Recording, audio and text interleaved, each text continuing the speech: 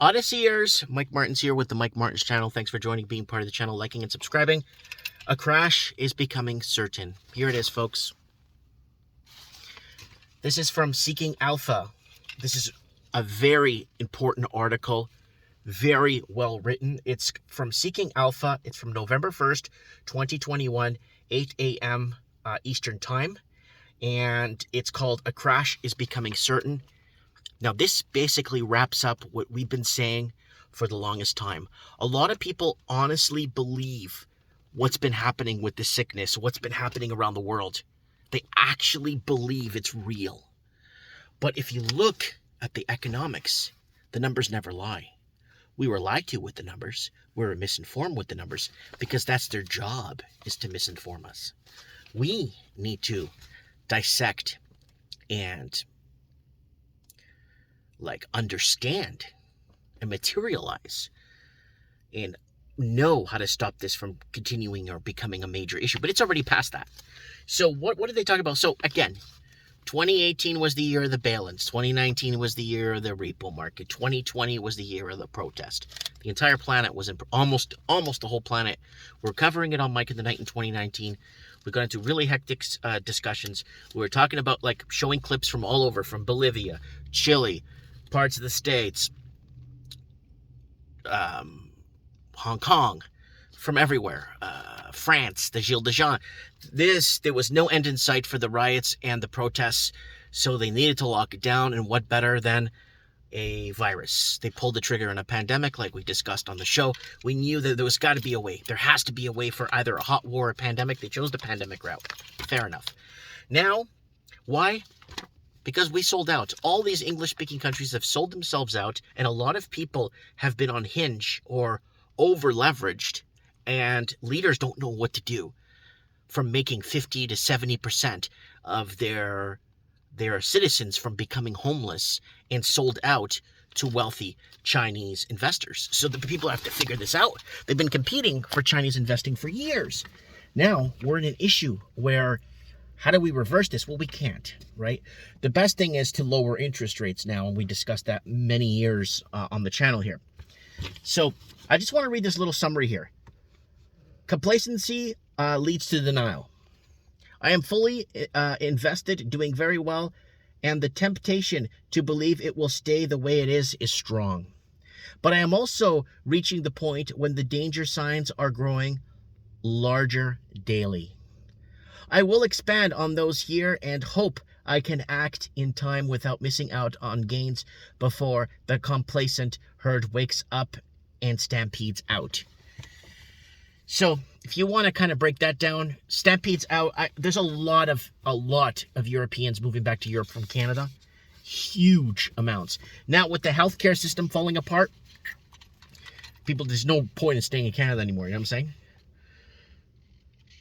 Readers of my articles will know that I am not a prophet of gloom and doom. I normally write about positive things happening around the world and companies to invest in that will make the most of that.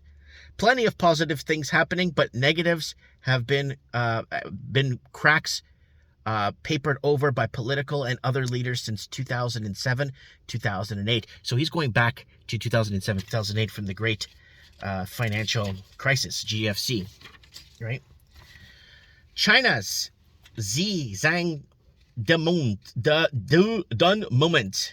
I expanded on this extensively in my above-mentioned article, saying, for those who do not speak Chinese but do understand ancient Greek, that those words mean self-contradictory. Over 2,000 years ago, the Greek philosopher, it goes into more stuff here, but this is what I want to talk about here. Right here. This is what I want to get to. Ocean-wide, a Chinese conglomerate with massive property developments in San Francisco, LA, New York, and Hawaii has big financial problems, according to Business Times, which reports on seizure one of those developments in San Francisco. I cannot overemphasize the importance Chinese has today in the world. Now, for me, this is coming from me. The Chinese built an empire off of slave wages, right? The Chinese built via paying people nobody, and anyone could build an empire off of slave wages. And people want to go in the comments and compare to the Portuguese. Portuguese were in the 1450s. This is very different. The Chinese want to accomplish what the Portuguese did. They never will do what the Portuguese did. They were the biggest, longest standing global empire. They were cut out of the whole world. Like, they were way before everybody else, but they were cut out of the world because they refused to join the East Indian Trading Company and selling opium through their trade routes. And that's why they were cut off. So it goes in here. Latest news tells that manufacturing activity in China shrank for the second straight month in October as a fallout from the country's property sector downturn and energy shortages spreads throughout the economy. China's Manufacturing Purchasing Managers Index was 49.2 in October, below the 50-point threshold that indicates expansion rather than contraction. Official data showed on Sunday an analyst at Gavel Dagronomics said since the property sector is the most important driver of for activity, overall growth will weaken further in the fourth quarter in 2022 because people just can't go out and buy property anymore, right? So now here we're going to get to the meat and potatoes. It's right here. Here goes. Ready for this, guys? So housing prices worldwide. So the Chinese have basically created these artificial bubbles. They are basically, and this is, we've been talking about this for years. This is not like now we're talking about. We've been talking about this basically on this channel since 2014 on this channel, 2012. My first channel got taken down in 2012. I had a backup channel I started. This is the backup channel I'm on now. I'm still on it all these years. But I've been struck down many times on this channel. So that's why we're shadow banned.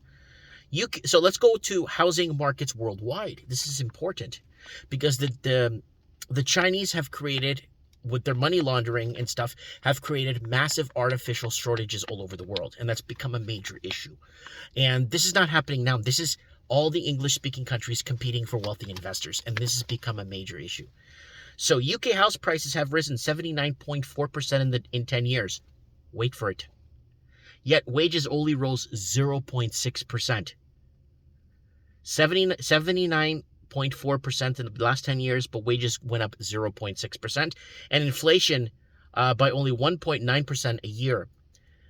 Maybe if inflation caught up with wages, housing prices would only be like 65% out of reach in England. That's how bad it is.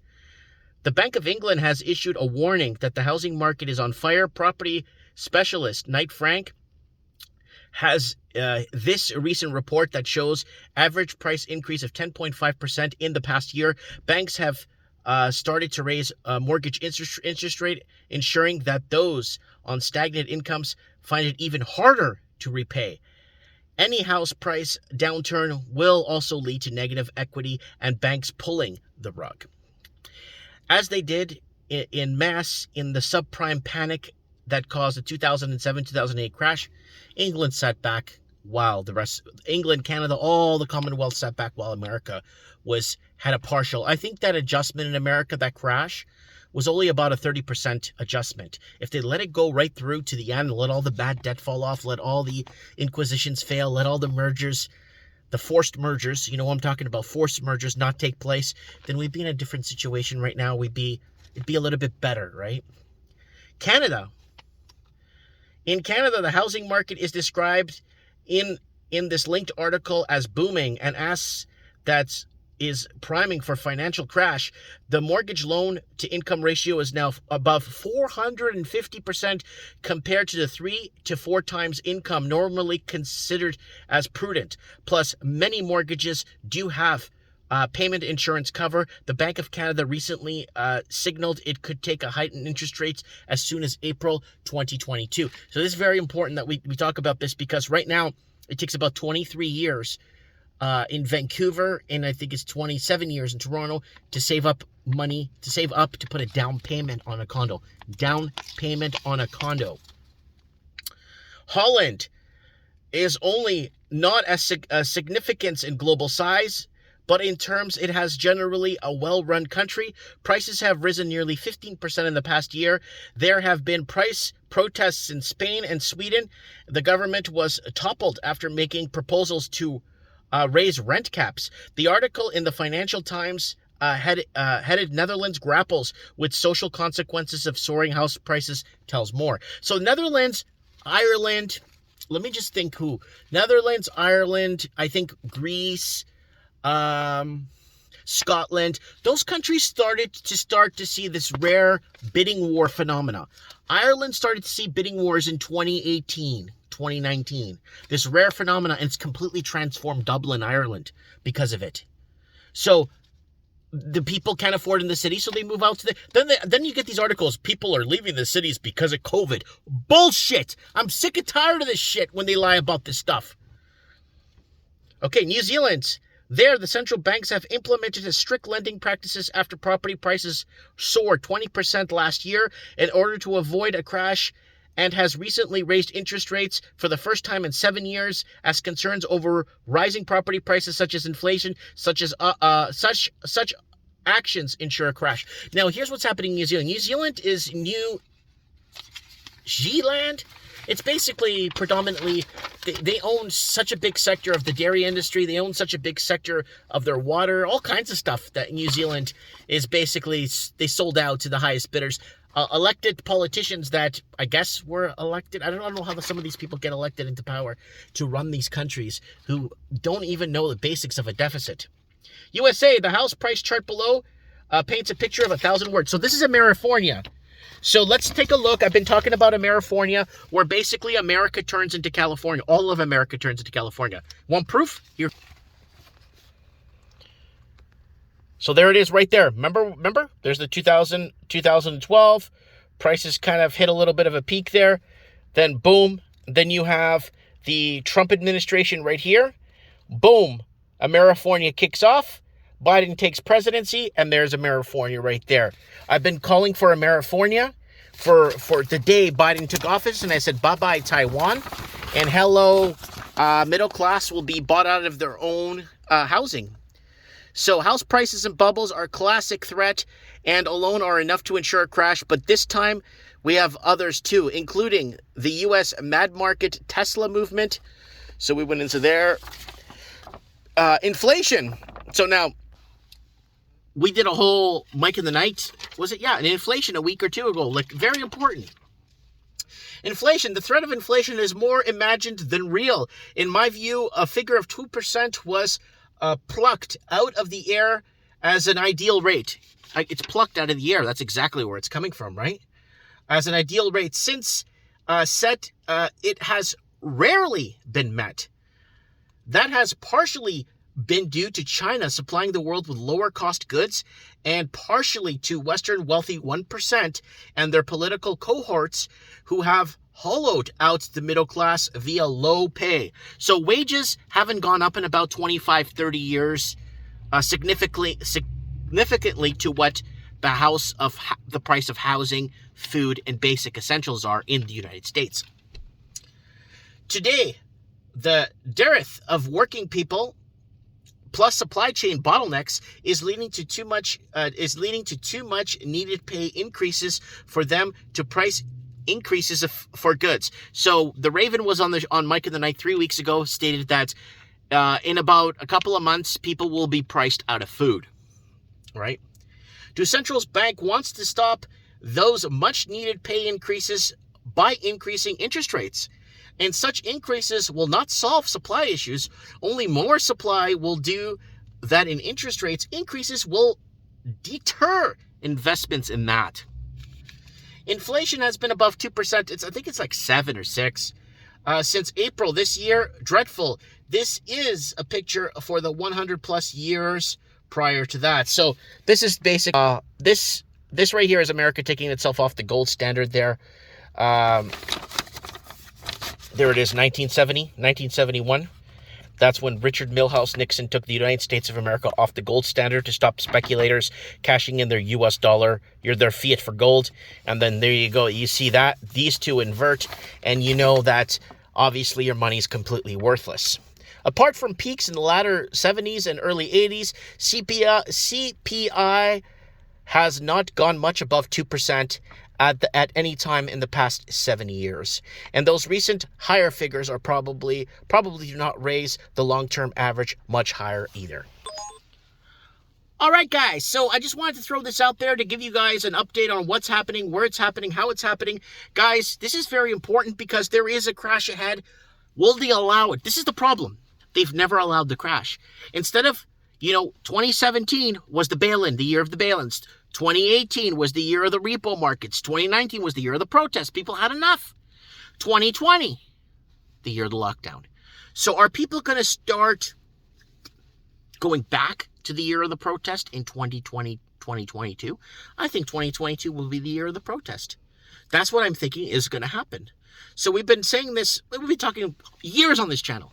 Luckily, we backed everything up on Odyssey, so all our work is there with, we could always go back on articles and look at what we've talked about, what we discussed, what we've predicted. Guys, somebody emailed me asking if we're going to do a Mike in the Night prediction show. We've been doing it. It's going to be our 5th year doing the Mike in the Night prediction show with Collins.